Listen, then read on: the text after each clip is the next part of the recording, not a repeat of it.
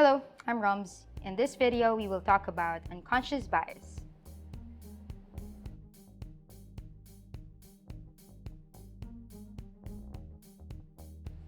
What is unconscious bias? The human brain takes in millions of information each second. While very powerful, it can only process a tiny fraction of the information it receives. It takes a mental shortcut, so to speak, by recognizing patterns and associating people, things, events, and feelings into different categories. These shortcuts is what our brain does so we can deal with the information that we process at a given time. It is a natural response to a multitude of information to avoid getting too worked up or overwhelmed. However, it creates unconscious bias, an inherent human trait baked in everyone's DNA which can affect decision-making, shape a society's culture, and influence the way we relate to other people. Where did it come from? There is almost always an unconscious bias to social norms, from gender, race, skin color, school attended, socioeconomic status, even in our entertainment preference, hobbies, and career. That's a lot, but it's the hard truth. That's because these biases are deeply rooted in the human brain.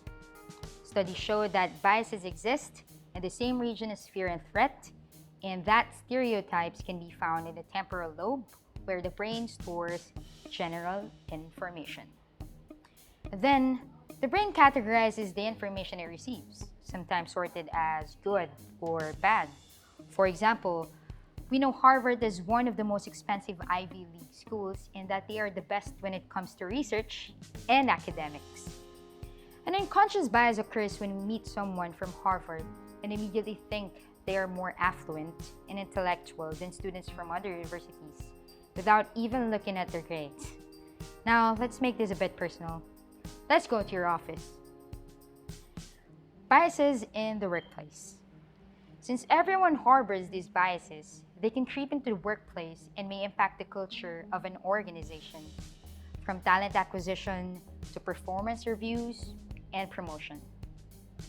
Have you ever thought how natural it is for us to gravitate towards people like ourselves? It may look harmless, but it's actually a form of bias. We have the tendency to warm up to people who we share commonality with, whether it's our choice of music, books, or the way we look at the world.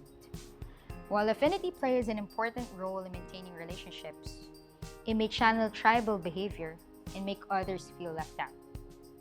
It becomes detrimental when being in the same social circle becomes a deciding factor over achievements and credentials when selecting people to promote. And when people sense exclusion from a social group, they feel the need to fit in by either mimicking the cool or the best ones, or holding back entirely on fresh ideas and contradicting opinions. It's a lose-lose situation. The person loses part of their identity while the organization loses out on creativity and innovation. These are just a few, and you will learn more about the different types of unconscious bias and the value of shared consciousness. You're off to a great start by knowing what unconscious bias is and spotting it in a virtual meeting. Better if you are able to spot your own biases. Our goal? Acknowledging our biases, reconciling our differences, and using them for change and growth.